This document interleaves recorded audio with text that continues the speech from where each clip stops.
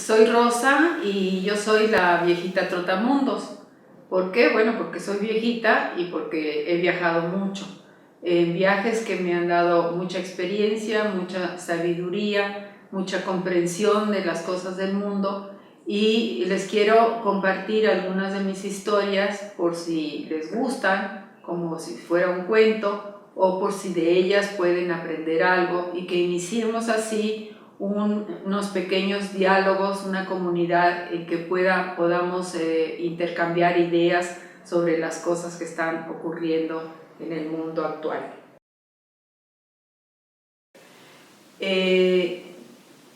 Yo soy nacida en México, pero mis padres eran españoles, los dos, refugiados, llegaron a México como refugiados de la Guerra Civil Española. Eran del sur de España, más bien del norte de África, de lo que entonces era Marruecos español, y se conocieron y se casaron, y allí nació mi hermano, en la ciudad de Ceuta. En ese momento, en el momento en que estalla la guerra, porque Franco dio un golpe de Estado a la República, la Segunda República Española, que había sido elegida democráticamente, mis padres vivían en ese momento en la ciudad de Tánger. Se han podido quedar ahí porque era una ciudad neutra y que permaneció neutra durante toda la Segunda Guerra Mundial, pero mi papá era de ideales muy firmes y muy convencido de los principios democráticos y republicanos, y decidió unirse a las filas de los soldados republicanos. Mi madre, que tenía su carácter, y como buena soldadera mexicana, le dijo: a donde vayas tú voy yo, y lo siguió, con un hijo que ya tenían. Inicia el viaje de ellos hacia el norte, por la costa oriental de España, y en 1937, en noviembre, nace allí mi hermana, y de ahí siguen viaje ya hacia el norte, porque pues ya iban perdiendo la guerra, y tanto los soldados como muchos que comenzaban a huir de España hacia la frontera más segura en ese momento, que era Francia. Vivieron un tiempo en Barcelona, donde pasaron momentos muy difíciles, no solamente por los bombardeos, que según mis padres nos contaban, a mi hermano, que era chico, le decían que estaban tirando sacos de café para que no se asustara de las bombas. Por otro lado, pues la vida muy difícil en una ciudad en guerra, y tenía mi mamá que irse a hacer cola para comprar cáscara de papa porque no había que comer. Entonces, bueno, finalmente la República pierde la guerra, y ya viene toda esta gran migración de españoles, tanto soldados como civiles, hombres, mujeres y niños, hacia la frontera francesa. En diversos puntos de la frontera fueron cruzando, y de manera que la fecha exacta no lo sé, pero pues alrededor de 1939 salen de Francia, salen de España mis padres y entran a territorio francés. Entonces pasan a Francia en circunstancias pues muy penosas. Había muchísimos refugiados españoles republicanos queriendo huir de España, porque pues era fusilamientos seguros y caían en manos de las tropas de Franco, y pues eran miles y miles de refugiados españoles que entran a Francia, y en circunstancias muy difíciles para ese país, precisamente porque ya estaba, por otro lado, Francia recibiendo toda esta masa de refugiados españoles que entraban por el sur de su frontera, pero por la frontera oriente ya tenían la amenaza de Hitler y de las tropas de Hitler. Entonces Francia tiene una situación muy difícil de cómo cómo manejar a esta gran masa de refugiados. Y la solución que ellos encontraron fue separar a las familias, los hombres de un lado, mujeres y niños de otro, y los hombres los acomodó en diversos campos de concentración, en los cuales llevaban una vida semi-militarizada, vigilados por el gobierno, soldados franceses, y con condiciones muy malas en cuanto a alimentación y alojamiento. Incluso han llegado a vivir a la intemperie durante meses en alguno de estos campos de concentración. Seguramente murieron muchos de falta de comida, de frío, en fin. Mi padre, tenía yo unas fotos de mi padre tan delgado como puede haberse cualquier foto de estos judíos en los campos de concentración alemanes, ¿no? Por otro lado, pues mi mamá la asignaron a una granja en un pueblo, un pueblito. Afortunadamente, pues los señores de la granja fueron muy afectuosos con ellas y muy atentos, pero no tenían dentro de la casa donde alojarla, de manera que la acomodaron en el granero. En el granero, donde ella contaba que en las noches corrían las ratas por las vigas del techo.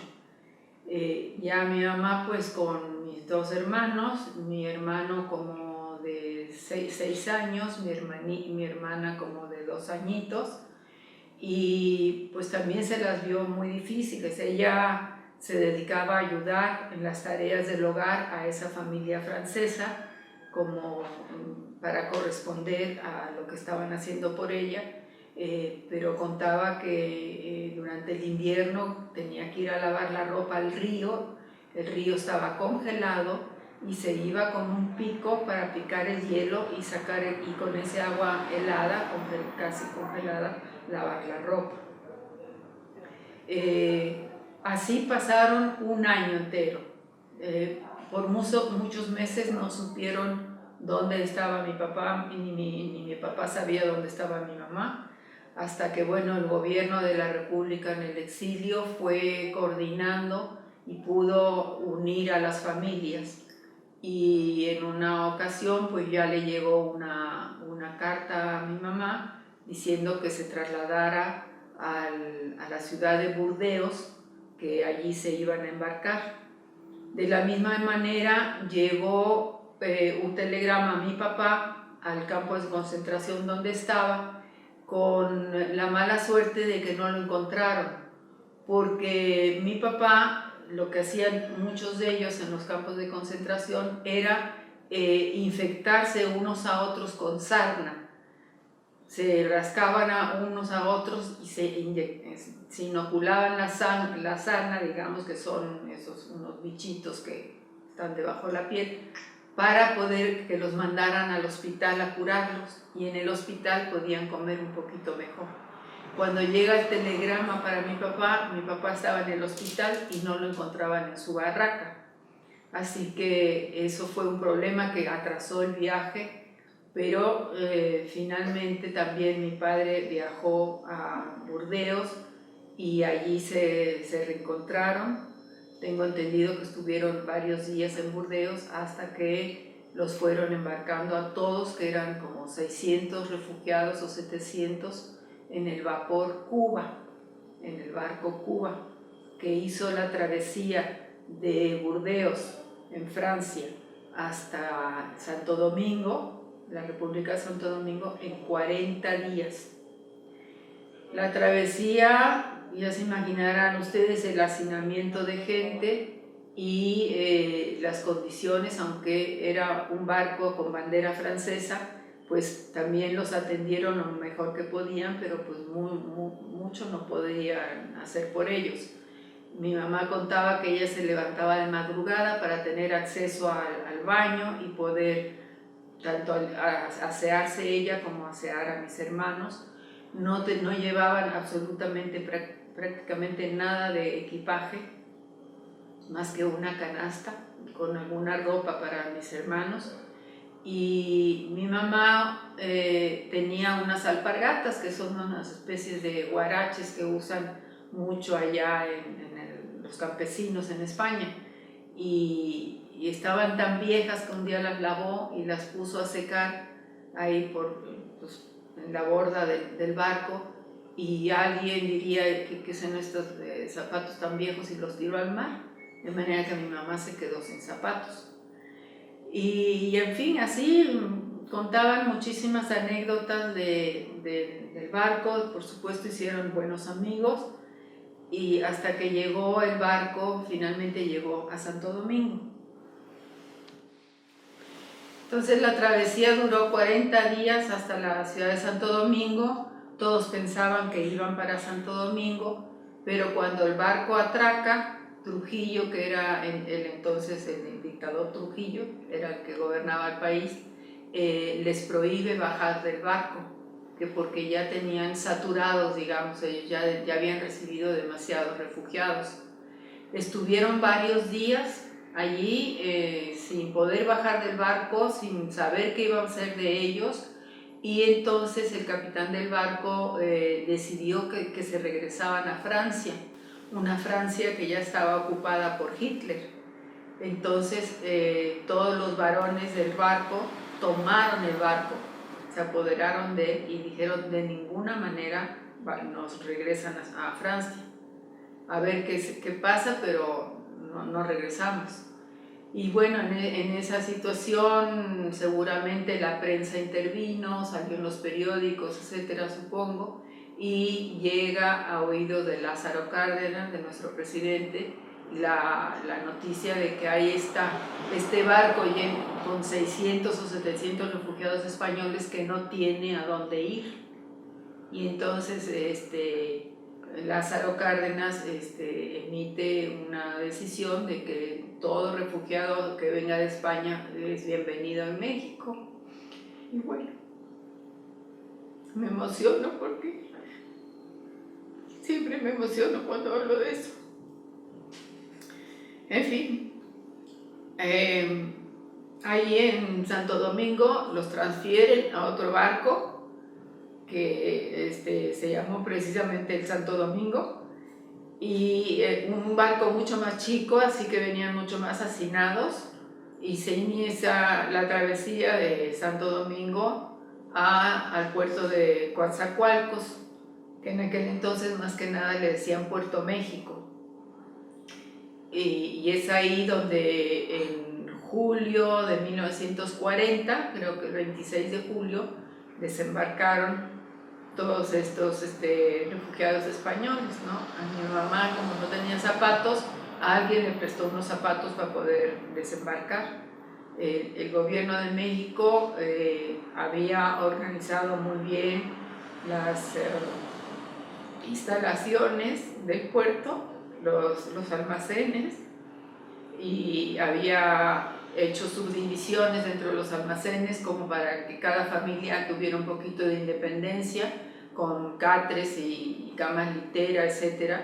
Y así es como es el desembarco de mis papás. Pasaron un tiempo en esos almacenes, pero luego poco a poco se fueron. Algunos seguramente viajaron rápidamente a México, algunos que ya tenían contactos con amistades aquí en México, otros pues se quedaron en Coatzacoalcos un tiempo. Yo la verdad no recuerdo cuánto tiempo se quedaron mis papás, pero mi papá consiguió trabajo, era la necesidad, porque ahora sí que ellos vinieron con una mano delante y otra atrás, como se dice.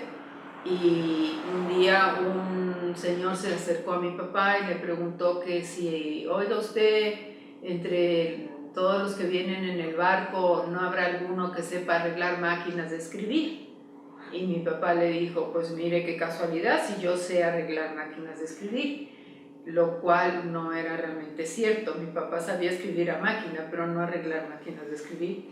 Pero aprovechó la ocasión y creo que este señor le le prestó una cubeta y herramientas y la gasolina para que mi papá pudiera iniciar su negocio, y así fue su inicio con una mesa, y pintó un cartel en una madera con letras rojas que decía Hispania, se arreglan máquinas de escribir. Y ese es el origen de una cadena de tiendas que existió en Coatzacoalcos durante muchos años, que se llamaban Hispania, porque mi papá le vendió el negocio, entre comillas, porque era una mesa y una cubeta, a un otro muchacho que venía en el barco, un catalán, don Valentín Muyor, y él siguió con el negocio de arreglar máquinas de escribir un tiempo más. Después fue añadiendo lápices y cuadernos, y formó una tiendita, y ya después pues se convirtió en esos almacenes que tengo entendido que vendían importaciones, y incluso cristal europeo y figuras de Yadro, muy elegante. Creo que tenían 2 tiendas en Coatzacoalcos, era muy conocido este señor allá. Mis padres dejaron Coatzacoalcos y se mudaron ya a la Ciudad de México, y donde mi papá encontró ya trabajo más estable. Y bueno, ya en 1943 nací yo.